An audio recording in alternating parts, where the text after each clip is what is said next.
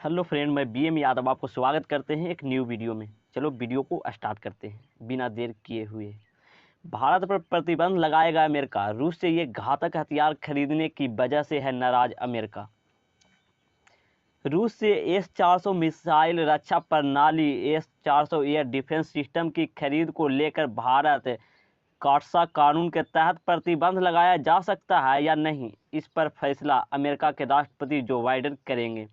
Biden प्रशासन के एक वरिष्ठ अधिकारी ने अमेरिका सांसदों को यह जानकारी दी है कि counting America card advisory through sanction act के तहत अमेरिका प्रशासन के पास ईरान, उत्तरी कोरिया या रूस के साथ महत्वपूर्ण लेन देन के कारण वाले किसी भी देश के खिलाफ प्रतिबंध लगाने का अधिकार है।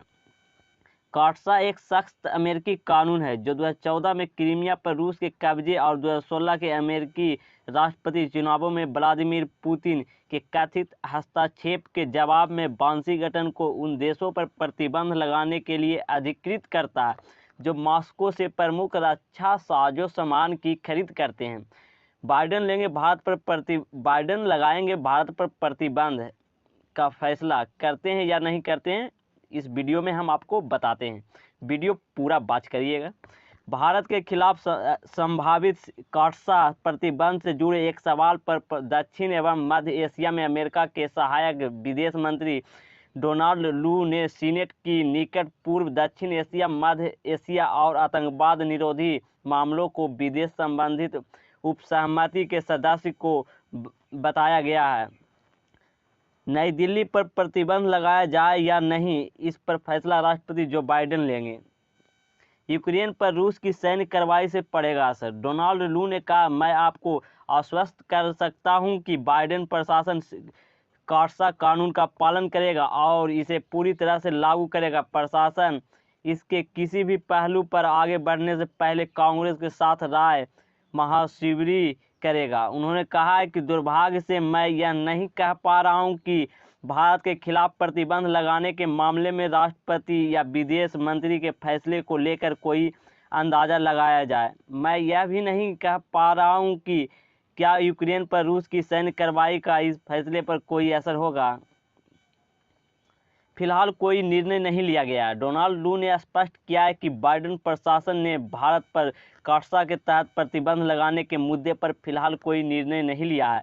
उन्होंने कहा कि भारत बाकी हमारा एक बेहद अहम सुरक्षा साझेदार है। हम इस साझेदारी को आगे बढ़ाने के पक्षधर में हैं। मुझे उम्मीद है कि रूस को जिस तरह से कड़ी आलोचना का सामना करना पड़ा है, उससे भारत को समझ में आ गया कि अब मॉस्को से दूरी बनाने का समय आ गया है।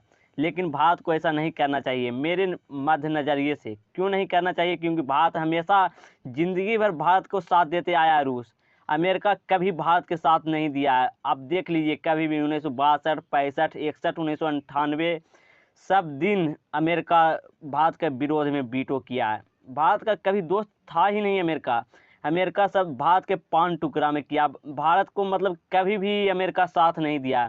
आज चीन को जब काउंटर करने का बारी आया तो अमेरिका मॉस्को से रिश्ता तोड़ने की बात कर रहा है। ऐसा नहीं करना चाहते हैं हम सब।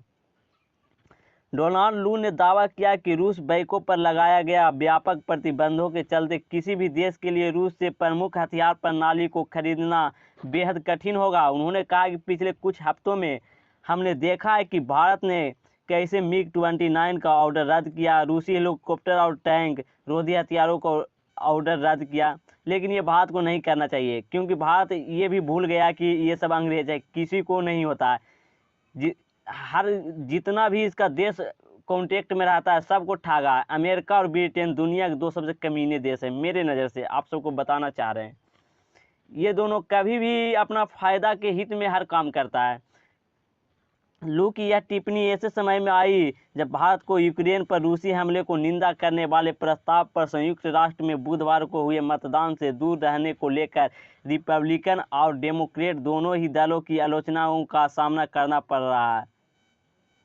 और वीडियो समाप्त हो गया भाई। अगर आप रसिया के फ़ैन हो तो ज़रूर मेरा कमेंट में रसिया लिखना भाई, मैं बहुत खुश हो जाएंगे। और thank you so much. Okay bye, फिर मिलते हैं अगले वीडियो में। आप सबसे बीएम यादव की तरफ से प्रणाम।